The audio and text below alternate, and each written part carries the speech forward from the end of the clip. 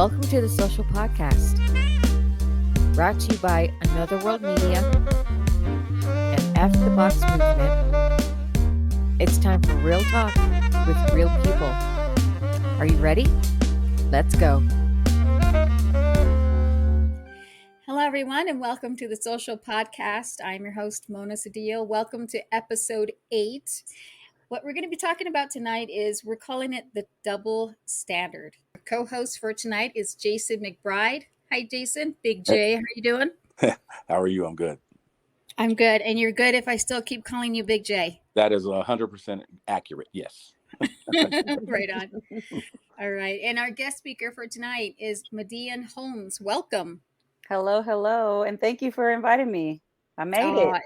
Yes. It's my pleasure having you. So the double standard, and what that is a situation or experience that is happening to women, women of color, that we are trying to be productive. We're trying to be transparent in our spaces. And whenever a situation has happened where a male has been inappropriate, it could be sexual harassment, sexual misconduct, it could be overlooking someone else's sexual misconduct. And what some of us women have been told, or at least the answer has been, boys will be boys. And I know for me personally, I feel like it's problematic. It's not productive. Big J and MiDian, how do you guys feel about that? Well, I'll start and just kind of simply say that phrase makes my blood boil.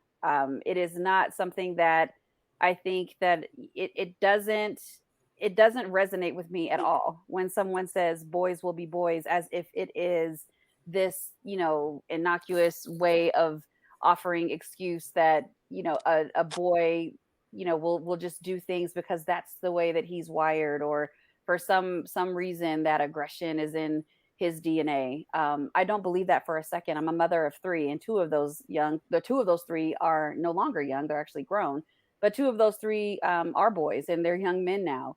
And so when someone tries to, speak into boys will be boys, I have decided to redefine that, because when my boys are being my boys, they're kings. They're amazing. Mm-hmm. They're honoring of women. They see women and they see the beauty that God has created and that God has designed. So for our household and for me and my universe, we've redefined the term. But when I hear other people leveraging this statement as a cliche or an excuse for a young boy who ultimately will become a man to do things that are inappropriate or are out of bounds, or that cross boundaries, or do things that are inappropriate, that is not where that can sit. It cannot sit in this space of, oh, you're just being a boy.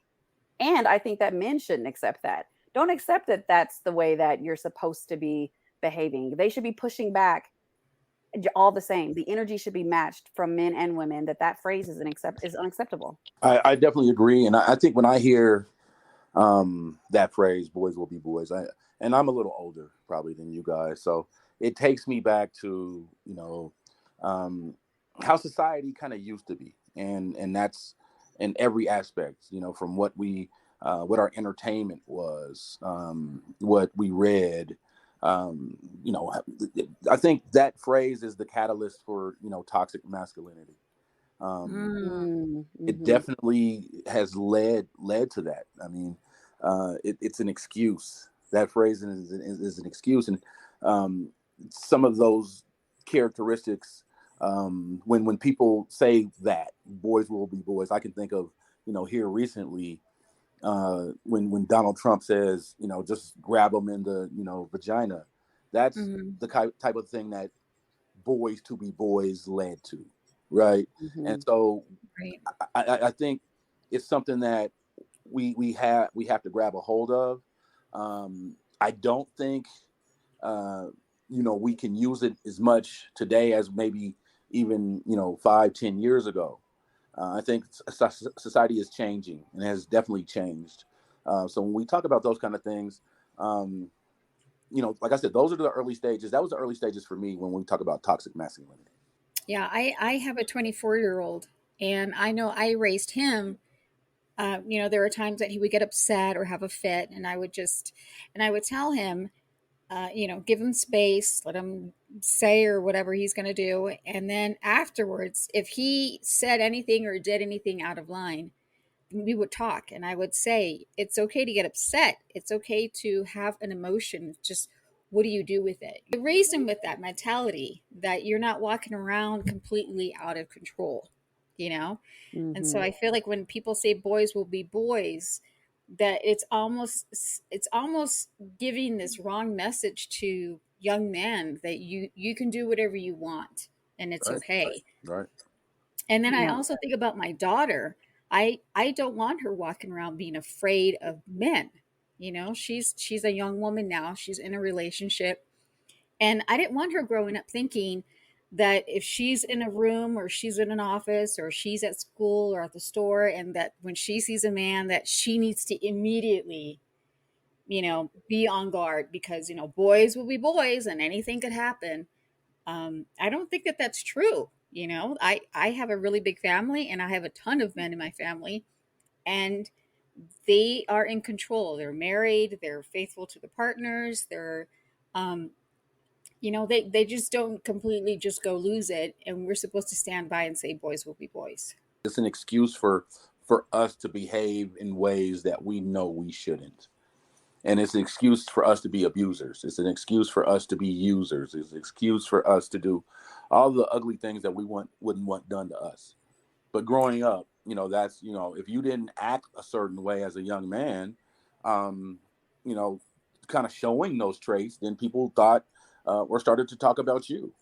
Mm-hmm. So I think, growing up, we certain of us would try to live up to that boys are going to be boys mantra. I think that's what it is. And I think it, it, it, it gave us, leeway, if you will, Right. to act a certain way or to be bad to a certain extent. Like I said, it's just a phrase that is outdated.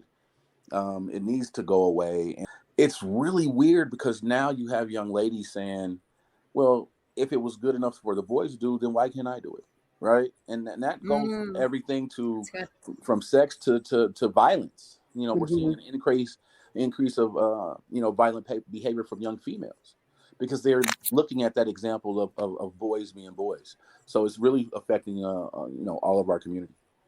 Yeah, and I agree. I mean, I think that, there at some point, this boys will be boys became an excuse relatively when something really required an apology. Mm. Mm, And so yes. that was a space that was an outlet, and it was a pivot out of this, performance or this behavior that was done. And then, so and with that, all of a sudden became there was now this expectation Mm. that girls would be, something opposite, or there would be this weaker or, submissive type behavior that was an expectation for young ladies. So and then when you translate that into the workforce, right? And you have a woman that joins the workforce and she finds herself very competent, very confident, and assertive in the ways that she needs to be. She has to navigate this space because, again, that we're still, so that boys will be boys has unfortunately infiltrated so many spaces, from when young girls and boys are young all the way up until, I mean, it's still exhaustive now, Mm, as a 40 something year old woman. It's still very exhausting now, and then it also, as Jason said, it does like linger into these very scary, dark places, because when girls are on the playground and a boy might pull her hair or might do something, for some reason we've said, oh, well, he just likes you, he has a crush on you, right? Right, right, And right. I it gets can't stand that line. right, because now, so we are literally perpetuating and planting seeds of domestic violence. Like, oh, Yes. he likes me so much, so he's going to. That is not okay. It is not No. okay. It's never been okay. And there are people, and there are women that I've debated about this, saying that, Hmm. well, the phrase was so innocent when it came in. There's nothing innocent about it. There's Right. nothing innocent about it, and it's placed on these cute little people that are running around, so we assume innocence, and that's not real. We are really doing damage to both boys and girls when we are setting up this outlet and this pivot and this excuse that is designed to create certain expectation. Right. Now, I want to dig a little bit deeper because I know that we can hear this in society. We can hear this at school, at work, in passing, just in general. But I want to dig deeper, and I want to talk about what it does when it's said in spaces that are supposed to be safe. We're all activists. We're all involved in different kinds of causes and movements. And I want to hear from both of you. Have you heard this in spaces that are supposed to be safe? And if so, what did you do? What was your response? For me, and I've heard this because in the work I do, I work with young people in the community. Like I said, you don't hear it as much now. But when you do, it's usually a kid who's really out of control. And as I said before, it's just an excuse. Look up what the definition of what boys will be boys is. It's used to express the view that mischievous or childish behavior is typical of boys or young men and should not cause surprise when it occurs. And just that definition is giving young men of all any creed or color. And let's define that, because this saying is used by pretty much every race that I've known. I've heard Asian parents say it. I've heard Latino parents say it. Of course, Black parents have said it. Pretty much across the spectrum. So, are we saying that in all of these races that this toxic behavior is accepted for young men? All across the board, all across the world. So, like I said, it's something that needs to definitely go away. It's something that we really need to maybe deprogram from our young people, our young men, and said, hey, you don't need to be aggressive. You don't need to act this certain way because this old mantra said that it's expected of you. We have to quit doing that. And we have to bring everything up current. Right. Because I still think, there's a lot of this society that lives in different parts in different decades, if you will. Right. Some of us still live in the 90s with the music we listen to. And don't be calling me out. No, I'm just saying, look, say, for instance, we're watching Def Comedy Jam. Now, has anyone went back and looked at some of those old episodes of Def Comedy Jam? It will make you uncomfortable. Yes. It will, honestly, it will make you uncomfortable, some of the stuff that they've said that we thought was hilariously funny then. If you go back, you're like, dang, like, ooh, they would never get away with saying that now, right? So, I think, certain parts of us in this society are still living in certain decades, so now when I refer to other races that have said that, they have all been here in this country, right? So is it truly going around the globe, or are we just saying that for our young men here? Because I don't know if it's toxic in any other country as it is here for young men, right? We are just allowing them to do kind of whatever, and in some cases, in some families, they're saying, well, that's just this little boy, and he's going to turn around, and he's going to be great. Have you heard that kind of talk from like some of the parents that you got to work with or elders? Yes, and they've said, well, I thought it was just one of those things where boys are going to be boys, and it was going to just a phase. And well, no, it was a little bit more than that, and we should have nipped it in the bud when it started. And now we're chasing this young man, and he's behaving in such a way because you guys haven't enabled him to do that, because boys will be boys. Now that boy behavior, that mischievous, childish behavior, now is a little bit more serious. And that mischievous, childish behavior is now turned into criminal activity. So this phrase can go left really fast. Yeah, I 100% agree. And, you asked the question about, this phrase coming up in safe spaces. And I think the first place that, my mind goes to when you're talking about a young child that's in a formative part of their life, the first safe space that I think of is the home, right? I Mm. mean, this phrase is something that is done. And I mean, I've seen it with, the way that friends of mine and relatives of mine have raised their son versus raising their daughter. And each person, each parent has the right to, raise their child in the best way possible. So as long as they are doing it with best intentions in the best way possible. But at the same time, when that phrase infiltrates the psychological and the way that you're building healthy norms for your family and for your children, there's so much that it's a ripple in the waters, and that water runs really deep. And I'm going to kind of take a step towards that controversial border in the conversation, because when I think about it as well, now come outside of the home, right? And you go into school or you go into other spaces where there's a larger societal engagement. I also think about how that boys will be boys phrase is equipping mainly and primarily white boys and not our Black boys. When it doesn't roll off the tongue the same way when society sees a young Black boy or two young Black boys debating about who's better, Kobe or MJ. Some people will see that as if they are being hostile, aggressive, violent, and they'll have these adjectives to, kind of tag that behavior. But then when you see, when society sees two white boys maybe wrestling on the ground or whatever it is, they're just, oh, that's just boys being boys. So when I start thinking about safe spaces, you can even dissect it a little more.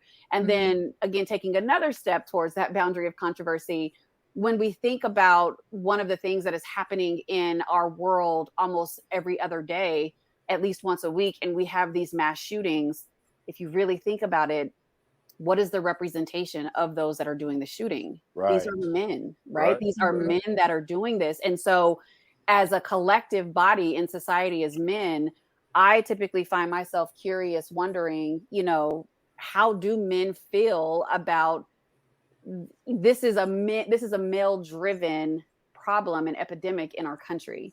And I just, and Jason, maybe that's a question for you is, what does that feel like? I know they don't, these perpetrators don't necessarily look like you every time. They're more white men that are doing this, but just being a man and being represented in that space, is there something that do you feel a certain way about that? I do, because like I said, I grew up at a different time. I'm 50 years old. So I was one of those people who have been enabled, right? And when we talk about, the things, especially now with the people who are perpetrating, some of these heinous things, if you look back in some of these backgrounds, I mean, you see those people from day one who have just let them go and let them do whatever they wanted to do. And it is it's just, they just go through life unchecked, and it's like you get to a different level. It's like and I hate to compare it to a video game, but it's like you get to a different level, and then you earn a different token of just freedom to do whatever you want to do. And it gets to the point where now you're feeling like you want to go shoot whatever up, and you there's no one that can stop you, because no one's ever stopped you. Yeah. And I mean, that's just what it is. And I just feel like it's a shame thing. And I looked it up. I looked up the origin of boys will be boys, and it will surprise you. So the phrase "boys will be boys" was first recorded in English in 1589. It originated from a Latin proverb: "Children, parentheses, boys are children, boys, and do childish things." So if you look at the origin of that, and that I think that is innocent. I think if it would have remained intact, it wouldn't be such a problem. It wouldn't be so problematic for us, right? Because it was just, the spectrum was children, right? So children do childish things. It's not Right. boys do. See that when you isolate it and you say boys will be boys, instead of kids, all kids are mischievous. All kids do. When you say boys will be boys, then you say, hey, we're gonna let this young man or this child do a certain amount of bad because that is what boys do. Mm. And so we just talked about these mass shooters. And so pretty much all along in these people's lives, they've been allowed to do a certain amount of bad. Mm-hmm. Most of these people come from affluence, right? So, Yeah. How checked are they in those kind of environments? Our hood, my mom wasn't playing none of that, right? So she checked me all the way up through here, Yeah. especially being a single mother, right? Mm-hmm. It wasn't Right. like MiDian said, she raised her sons as kings, and when you're a single mom, you try to raise your son to be the best man that he can be. And I think some women do a better job at raising men than men do, because they won't let their sons be failures. Mm-hmm. And this was definitely in my generation when we're coming up in a single parent household. My mom pushed me to excel, because I think she knew what was out there if I didn't, right? Right. And so that phrase was never accepted, because as soon as you started misbehaving, you better get back over here. Right. You better sit yourself down somewhere before I get after you. I'm And not you putting did. up with that, And right? you did. Yes, And it you wasn't did. in those words, and it wasn't in them words. You're talking about being checked in with the kids, and you're talking about saying something as a parent or as a guardian. And I started to think that, could we even say that, saying that, rather than choosing to confront, rather than choosing to get involved and try to get this behavior changed, whatever it is, that it would be neglectful and even borderline abusive to function in that fashion, to constantly trying to push that agenda on people. I think that for the boys will be boys agenda, you mean? Mm-hmm. Yeah, I mean, I think that if anyone does stand by, you become a bystander. You become a bystander, and you're perpetuating a standard of quote unquote manliness. That is ultimately just mean. If we really just call it what it is, it's mean. It's terrible for women, and it's especially damaging for the boys who look up to men. That's the other piece that we have to be very cognizant of, because as we, be it man or woman, but particularly men, when there is this pacifying of behavior and there isn't an opportunity to unpack, for instance, and there are gestures that probably happen, across many households, where mom is walking across the room and dad smacks her on the butt, right? I mean, that very well could be, affection that is comfortable and healthy in that relationship. And at the same time, we have to be cognizant in making sure that there's opportunity to have conversation with our children when they see things that we need to explain, right? Because that's something also that we just have to be that intentional. And that, I think, is where, just for me and my household, there were opportunities where, I wouldn't be a bystander. I would ensure that I was talking to my children, sons and daughter, about what they're seeing, what they're hearing. And because you're not going to be able to keep your child in a bubble, right? You have to be able to parent them through the things that happen around them. And so that's the piece where we can take that power back and don't be a bystander, because therein lies the perpetuating of it. Even if this is a narrative that you don't support, if you're a bystander to it, silence is compliance, right? And you have to be intentional. And if you don't have children, and there are young people around you, somebody looks up to you. No matter who you are, somebody is watching, and it's an opportunity. Perfect example, and I'm gonna tell the story. And this is a story about me. And it just, what you just said, Mona, reminded me. I was a young cat, probably 8 or 9 years old, and I saw my dad hit my mom on the hiney like that, just going by in the house. Mm-hmm. I, the next day, went to school and did it to 2 or 3 girls at school. And, it was because I misunderstood the gesture. It was affection between my mom and dad, and it was okay for Mm. that part of Mhm. it, but it wasn't okay for me to go out and do it to other girls, right? Mhm. But I didn't know it at that point. And so, of course, I get called into the principal's office, and my mom is called, and then she had to explain it to me, like, look, that's something between me and your dad. That's not how women are actually, you're supposed to be doing that to girls at your age. You got to keep your hands to yourself. Those kind of things. And then my dad leaves, and my mom raises me the rest of the way. So, like I said, she did an unbelievable job preparing me to be a man in this country.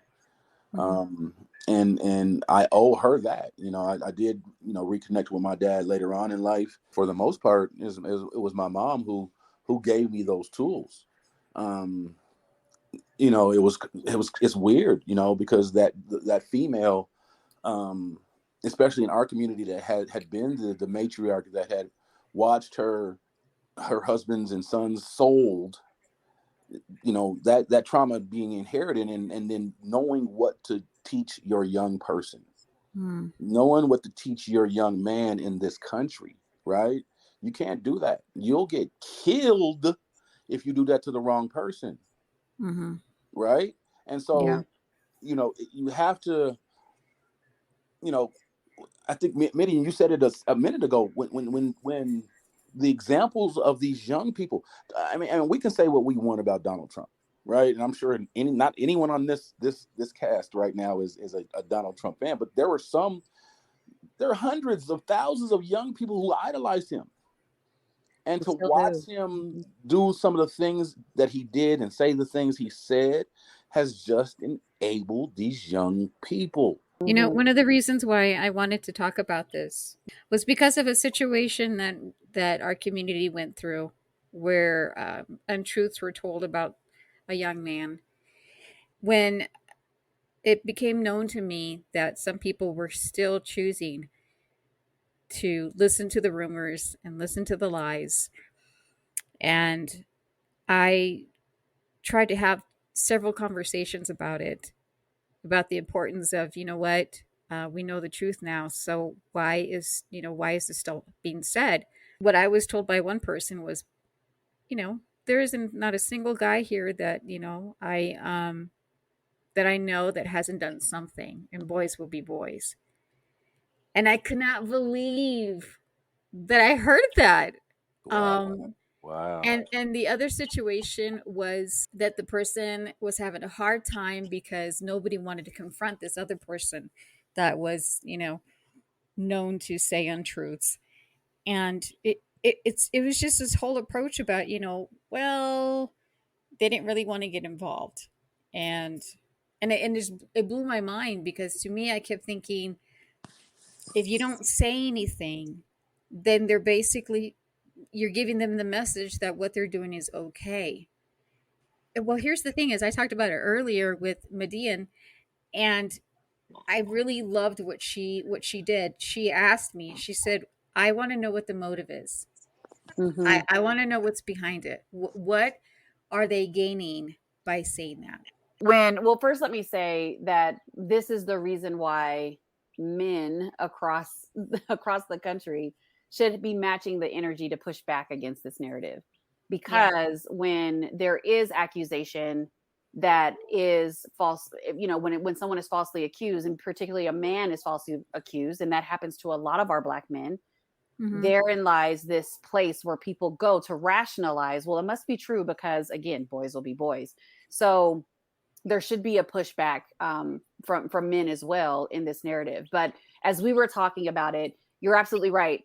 So when someone is adamant of holding on to something that has been unsubstantiated, has been completely disproven, because it's more than unsubstantiated in this case, it was completely disproven Right. and dispelled, right? So with that being said, if someone is trying to adamantly hold on to this and adamantly continue to push this agenda with facts advising that this is not true, then it does make me wonder, what is your why?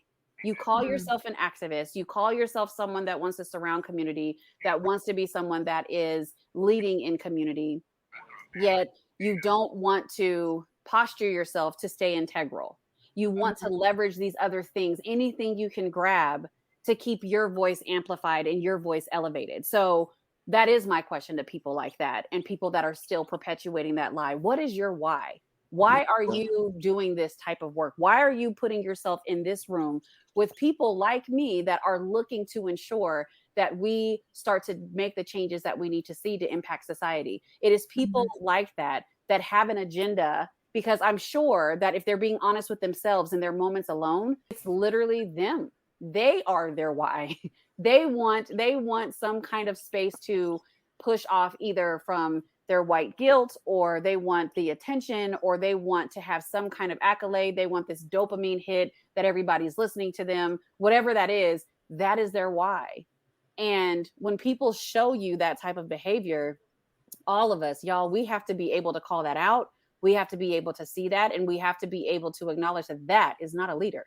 I didn't even think about it until you said it. And I just want to thank you for taking it in that direction, because I was struggling with it. I was just like, oh my gosh, like I can't believe I just heard that. I mean, I know that there are so many different kinds of people out in the world, but it floored me to hear that from somebody, especially from people that are claiming to want to do good work for the community, whether it be by volunteering or leading. But and I find this too in Indian country is, there have been situations where a woman will come forward and share about something problematic, or even being assaulted by somebody, someone that they consider to be a medicine man or a teacher, an elder.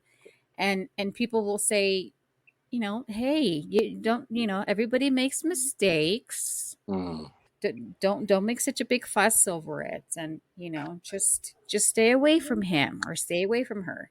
Well, my question is to both of you as women. How much of this did you put up with or accept until you knew this wasn't the way we should be going, the direction we should be headed? That is definitely a great question, and it definitely requires reflection. I know for me, formative years, adolescence, this was something that was very prevalent. I was, one of the little girls that, pigtails were being pulled. I was being pushed on the playground, and I was rough. So I know it wasn't because of some crush. So I know there were times I was like, yeah, no, looking back at some of those pictures from back in the day, I'm like, no, you did not have a crush. You were really just being aggressive. But I think for me, it spewed into my adult life. And so I would say that, for a very long time, this stupid phrase has made it that I had to carry the weight of male aggression. The male aggression that was around me, I had to carry the weight of it. And so if you really kind of, just for the sake of using yet another analogy that the world needs, but when you're lifting weights, right, what are you doing? You're building muscle, you're building massive muscle. So you having to carry this weight and not having someone to relieve you of that burden, you start to build that muscle to where that's your defense mechanism. So now I have this muscle that I can flex when there's this boys will be boys. And I put up so many walls around it. And those walls put me in a room of acceptance that I know it's happening outside of these walls. And I'm not, I'm not going to fight against it per se. I'm just going to keep weight training, and I'm going to keep lifting to make myself stronger so that I can just continue to just put layers on top of it to silence the noise. But but I will say that it was empowering to change the narrative as a mother. That was very empowering to say, I'm not going to accept this. I'm going to change something that I can't accept. And I did that through motherhood. And it wasn't just my children, right? I mean, I was one of those moms that was community. So any of my son's friends or my daughter's friends that came around, they saw that same energy, right? And so it wasn't something that I was ever going to accept as a parent and as a member of community that had my eyes on young people. For me, it came down to having an experience with my daughter. She was in first grade, And I started noticing that she was coming home with scratches. And one day she came home with a massive bruise. And when it came to the scratches, I asked her, what happened? And she said she got, she was just being rough on the playground. And she brought up this name of this boy. I'm going to call him Silas. And so that was going on for a couple of weeks. And finally, what happened was I got tired of seeing the scratches, and I sent an email to her teacher, and I said, "Hey, I'm not used to my daughter coming home with, these marks on her body, and she keeps bringing up this boy's name, and I need to know what's going on." And she wrote back with that response of, "Oh, he's just probably really has a crush on her, and they're just playing around, and might have gotten out of hand." And I said, back in the day, I would have been like, "Oh yeah, same thing." I was told the same thing too as a kid.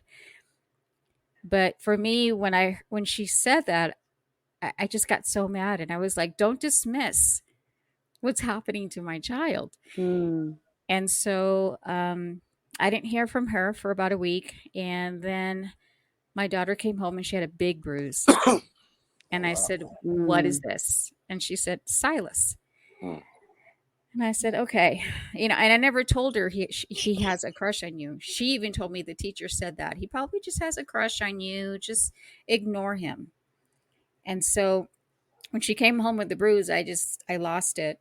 And I said, "That's it," and I sent an email to the teacher, and she didn't respond. And so the very next day I called and I asked to make an appointment with the principal. And so I sat down with the principal, and he actually ended up having the assistant principal sit in. And I asked him, "Are you aware of the situation going on between Silas and my daughter?" And he said, "No." And I asked him if the teacher had talked to him, because I'd asked her in the email to talk to the principal that something needs to be done.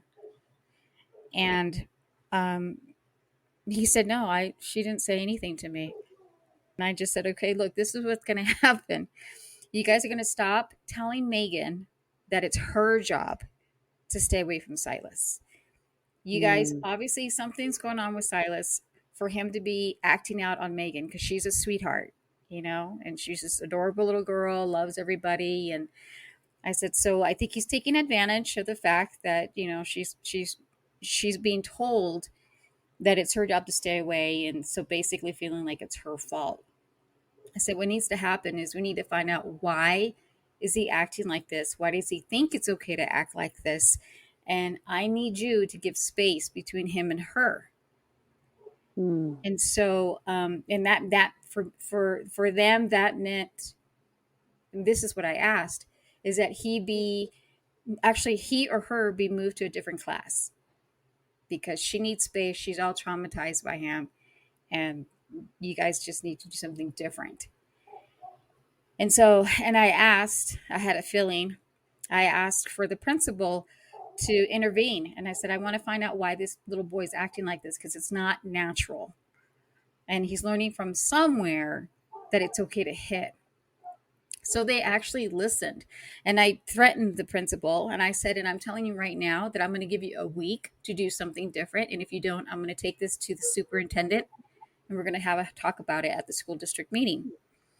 And they ended up listening, and they got a social worker involved. It turns out this little boy was getting abused by his dad. Wow. His dad was abusing his older brother, and his older brother and his dad were abusing him.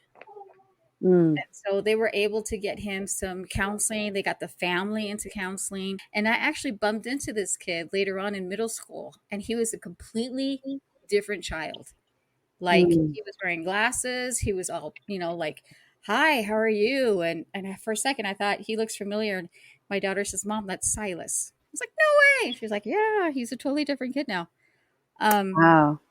But you know what I mean? Like, it took that happening before I realized, wow, you all are placing the blame on the wrong person. So to this day, You know, it doesn't matter what situation is. When I see people dismissing, when I see people what I call gaslighting, you know, that didn't really happen. They didn't really mean it. Did they really say that? Or boys will be boys. Um, I don't accept it. I don't receive it, and I say don't dismiss what I'm saying. Don't give that person a green light to do what they're going to do. Yes. And sometimes people, honestly, it's 50-50. Sometimes people listen and say, yeah, we need to do something about that. And sometimes, unfortunately, people just say no. Mm. They're not going to say anything. They're not going to do anything, and they'll just keep living by their broken motive. That's an incredible story, Mona. Thank you for sharing. Yeah, that's a good one. And on my end, how much of that did I do? Like I said, my mom kind of kept me in check when it came to that. Like she kind of got a handle on me because, you know, for one, I was being raised as a black man in this country, and I think my mom was terrified of that. I think she Mm. still is to this day. I think, you know, she as a child who was born in the 50s, and her, you know, experiencing everything that happened in the 60s, and seeing what you know, what our life was like, and listening to my grandmother and her grandmother. And I think my mom was terrified what could happen to me and my little brother. Mm. Yeah, as young black men in this country. Oh, And yeah. you know, when you know, we can rattle off examples from Emmett Till to, you know, Yeah. George Floyd to right now, you know, what can Absolutely. happen to us. So I Mm-hmm. think that was, I mean, she kind of implanted that in us also, that, you know, you guys have to act a certain way, Right. um, or things might not, you know, work out for you the way you would like them. Mm-hmm. You know, you won't have the opportunities that you may be able to, the limited opportunities that you may have access to, if you don't act a certain way. And being aggressive with women, being, you know, some sharing some of those toxic traits, or living up to those boys will be boys things, we couldn't live up to those because I don't think we were afforded those kinds of opportunities in the public, right? Because, Mm-hmm. you know, we were always looked at differently. Yeah, and I honestly, to your point, Jason, I think there is a historical component of that. It's cultural. I kind of mentioned it a little bit before, but when we talk about, there was an era of time where our black men were being lynched Yeah, daily. They were Mm. being lynched, and yeah, it was this terminology of boys will be boys. It was weaponized, right? Because Right. when they were lynched, it was oftentimes, it was by the allegation of them raping a white woman, right, and right. so there was this. So that's the reason why phrases like this and these nonsensical spaces that we Mm-hmm. go into with it becomes this umbrella where you can pull this lever. There's a lever on both sides of it, right? There's a lever where men are acting aggressive and they are just pulling that lever of, hey, don't ask me for an apology or don't blame me, I'm just being a boy. And Yeah. then there's this other layer or this other lever where a white woman can pull that lever and say, well, boys will be boys, and this black boy or this black man raped me. And Yeah. so it was there. So the weaponizing of it on both sides of that, it is disgusting. It's another double standard, Yes, you there are know? layers of it. Yes, And it, absolutely. and you know what I've heard too, like different stories and books and movies I've watched. It didn't even have to take an actual sexual assault for a woman to claim. It could be just he looked at her. Hmm. Emmett Till, Emmett Till. He said something to me, or he touched me, or he brushed against me, or you know what I mean. I mean, Yeah. just that's all it took for Tulsa again. Tulsa was burned down because of of a white woman being bumped in the elevator, right? I Yes, mean, there was a black man and a white woman in an elevator. She's the elevator tenant. She pulls the lever. The elevator is like out of sync. He bumps yeah, into her because it jolts. The elevator jolts, and she screams as if she's, this is the end of the world. Take me now, Lord. She's screaming, and this black man runs away for his life. And then the next thing we know, the Tulsa massacre happens. Like, right. it literally starts from this space of weaponizing Yeah, this yeah. man woman dynamic, and it's just so Yeah, there's so much there. There's so much there. right. There's so many layers to the onion It of is. boys will be boys, because that also allowed white men to, especially the younger ones, to do things like hanging, Yeah. kids in our community because they felt like Right. they were insulted or whatever the case may be, and you know they didn't really face any punishment, and it was just boys will be boys, and Yeah. just hanging that nigga down the street, and that's what the Yeah. boys do. Like, so I think, and then through that, then I think as our culture, we adopted some of those things too. Mm-hmm. Mm. There are And traumas that have been passed down. You're absolutely right, right. I Oh, think yeah. that was um, you know us trying to assimilate into their culture, Hmm. and taking some of their rules, and it doesn't work like that for us, Yeah. right? Yeah, we So don't we don't we don't do no, that. no. You guys may not know this, but I grew up in California, and California used to be Mexico. So there's this whole, you know, battle, struggle, movement happening out there between, brown skin and white skin, Yes. um and we actually had hangings too. There's actual photos that have been recorded of Latinos, of Mexicans, being hung, being lynched for, Wow. again, the very same reason. Someone accuses them of some inappropriate behavior, and immediately they're strung up on a tree. Um, Mm. Well, the history of the police forces in this country. You had people moving from down south, and we're taking them jobs, yeah, and that's what you had. You had a lot of people from down south that moved, west, and hmm, Yeah. decided to be police officers, and they adopted those same policies that they grew up under. yeah, Uh, Yeah. Yeah. when we talk about toxic masculinity, or the boys will be boys, kind of thing. You don't. It, it allowed, like I said, it allowed them to do more harm to us than yeah, the law actually said that they could do, right. and Well, and, and it lessened the offenses because it said, well, you know what, boys will be boys, so we'll give hmm, them a slap on the wrist because boys will be boys, even though they yeah, drugged this man or did hmm, unspeakable things to him.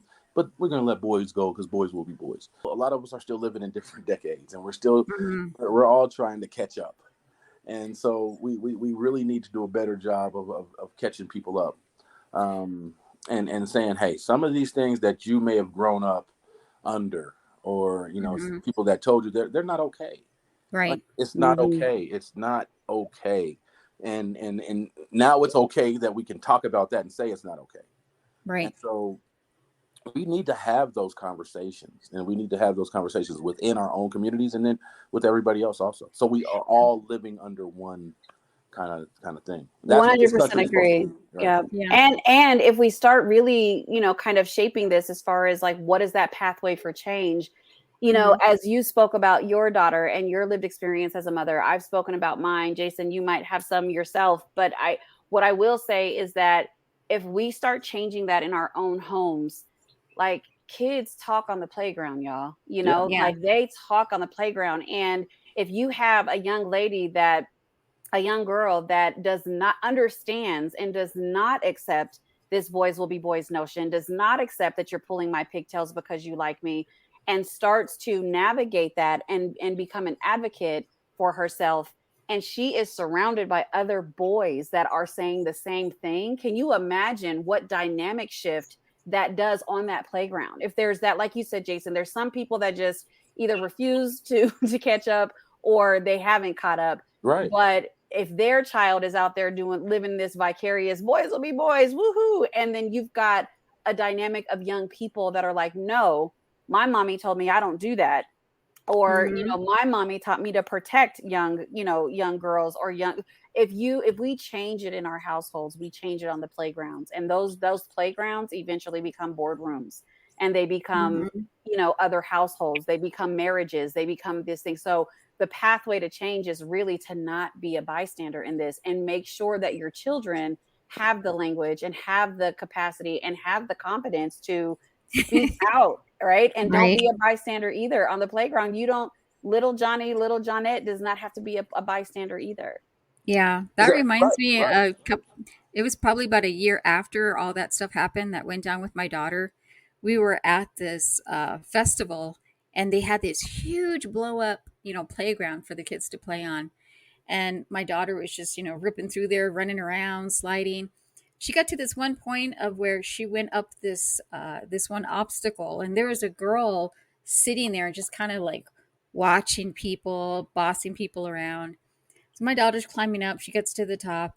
And the girl says to her, "You can't come this way." And she looks at her, and I'm watching, she just looks at her. And the girl says it again. "Did you hear me? You can't come this way." My daughter, she doesn't even look at me. She looks right at the girl and she says, "My mom says I don't have to listen to you." And then she slides down and runs off. And I was like, yes. Put that Angela Davis fist up and said, "Excuse me." And the girl just looked around, and other kids were looking at her, and some of them were smirking. But it was like all of a sudden the kids started going in that direction, and the girl, she ended up getting down and she stopped doing it. But yeah, that was cool. It reminded me of what you were saying, MiDian. Change the dynamic, right? And now there is no boss. Mm-hmm. We are all going to be playing, and we're going to play in our own space and in our own skin. So absolutely. I love it. I wanted to ask each of you, other than repeating, the message in our homes, for our listeners who may be interested in wanting to learn more about how to break that pattern, do you guys have other suggestions as well? I would say if you're my age, it's too late. No. right. Go back to how you grew up and everything that everybody told you, and do the exact opposite.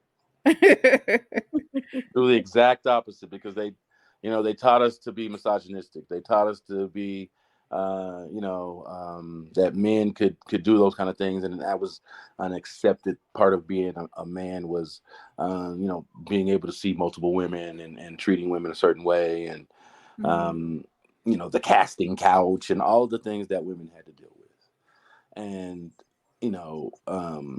to understand, or to see what women had to to go through just to feel like they were equal, to put themselves in a man's place. And still today, to this day, they aren't in that place. They're not making the same amount of money for the same work. They're not looked at as qualified as some men in some places. So we still have people who are living under an old America, I guess. And let's dispel some of those old things that we grew up under. I think we were evolving as a nation in certain aspects. We're getting worse at some, but we're getting better at some also. And that's knowing where things aren't acceptable, and we don't have to accept them. And we're free to talk about them, and how we can say, no, I don't like that, is now more prevalent than it was back then. And I think we need to continue that. Yeah. And I think for me, it's, if this is something that really resonates with you, it's never too late to be a part of the reason why the narrative changes. And you can do that in multiple ways. One, it sounds very cliche, but be the change that you want to see, right? You can start there, and you also can start the conversation. You don't have to wait for someone else to start the conversation. You don't have to wait for something to happen or for there to be another headline. Start the conversation in your own networks and say, you know what, there's something that I listened to, or there's something that I've been thinking about and it resonated with me. I want to start the conversation. Going into that space and, creating a space where perspective is allowed and it's in the room, but be that voice, start the conversation, create those conversations, and also get smart on it. If you do find yourself on a side of saying, hey, you know what, I actually have probably been perpetuating this, that's an opportunity to go introspective and get smart on it. Start reading things, start having conversations with people that might have a different perspective, start, creating proximity to what the problem has had, what the phrase has caused and the problems that have come from it. Create proximity so that you can start navigating how you fit in. That's how advocacy starts. That's how change really, truly starts, is you create proximity and you start to really find a passion about it. So if this is something that resonates with you, for the folks that are listening, take that time to discover who you are in changing the narrative. I love that Jason called it toxic masculinity. Yeah. Google it, go to the library, go That's read boys some will be books. boys. That's the beginning of it. I think that's the beginning of it. And we didn't know what we were, getting ourselves into by allowing, young men to have a certain sense of entitlement. Really hurt our culture. It does. It hurts everybody. It hurts everybody. It does. And, also as people are thinking about how they can do their work, you can always use your platform, no matter how big or small. Use your platform to be that voice. Like, as we were having this conversation, I remember there was a commercial during a Super Bowl, I think in 2015, where Gillette, which is I think a razor, they did so they did a play on like the best a man can get, and they did a complete spin on how men really should be standing up and not being a bystander in this space. And it caused so much conversation. So if you haven't seen that ad, definitely look it up. But it brought out so many opinions, but at the same time, even the opinions that are on the nonsensical side, people need to start talking. People need to start talking. People need to hear other people say, no, you don't have that right. They need to hear it, because if they're living with it and no one is ever challenging them, then they're going to live with it. It's going to continue to exist. But once we get opinions and we get perspectives coming out and people are talking about it, that's when real impact can be made. And, as we've been talking, I pulled out a book of mine. There was a piece that was written by a woman by the name of Fortessa Latifi, I believe is how you pronounce her name. And I would love to read it here quick, if that's something that I can do. Okay. So I'm going to try to do her work justice. So Boys Will Be Boys is the title of her piece. Oh. So it says, when she was 7, a boy pushed her on the playground. She fell headfirst into the dirt and came up with a mouthful of gravel and lines of blood chasing each other down her legs. When she told her teacher what happened, she laughed and said, "Boys will be boys, honey. Don't let it bother you. He probably just thinks you're cute." But the thing is, when you tell a little girl who has rocks in her teeth and scabs on her knees that hurt and attention are the same, you teach her that boys show their affection through aggression. And she grows into a young woman who constantly mistakes the two because no one ever taught her the difference. Boys will be boys. Boys Will Be Boys turns into, that's how he shows his love. And bruises start to feel like the imprint of lips. She goes to school with a busted mouth in high school and says she was hit with a basketball instead of his fist. The one adult she tells scolds her. You know he loses his temper easily. Why the hell did you have to provoke him? So she shrinks, folds into herself, flinches every time a man raises his voice. By the time she's 16, she's learned her job well. Be quiet, be soft, be easy. Don't give him a reason. But for all her efforts, he still finds one. Boys will be boys rings in her head. Boys will be boys. He doesn't mean it. He can't help it. She's 7 years old on the playground again, with a mouthful of rocks and blood that tastes like copper. And blood that tastes like copper, love, because boys will be boys. Baby, don't you know? That's just how he shows he cares. She's 18 now, and they're drunk. In the split second it takes for her words to enter his ears, they're ruined. Like a glass heirloom being dropped between the hands of generations, she meant them to open his arms, but they curl his fists, and suddenly his hands are on her, and her head hits the wall, and all of the damn words in the world couldn't save them in this moment. She touches the bruises the next day. Boys will be boys. Aggression, affection, violence, love. How does she separate them when she learns so early that they're inextricably bound, tangled in a constant tug of war? She draws tally marks on her walls, ratios of kisses to bruises. One entire side of her bedroom turns purple. One entire side of her body. Boys will be boys, will be boys, will be boys. When she's 20, a boy touches her hips and she jumps. He asks her who the hell taught her to be scared like that, and she wants to laugh. Doesn't she know that boys will be boys? Doesn't he know that boys will be boys? It took her 13 years to unlearn that lesson from the playground. So I guess what I'm trying to say is, I will talk until my voice is hoarse so that my little sister understands that aggression and affection are two entirely separate things. Baby, they exist in different universes. My niece can't even speak yet, but I think I'll start with her now. Don't ever accept the excuse that boys will be boys. Don't ever let him put his hands on you like that. If you see hate blazing in his eyes, don't ever confuse it with love. Baby, love won't hurt when it comes. You won't have to hide it under long sleeves during the summer.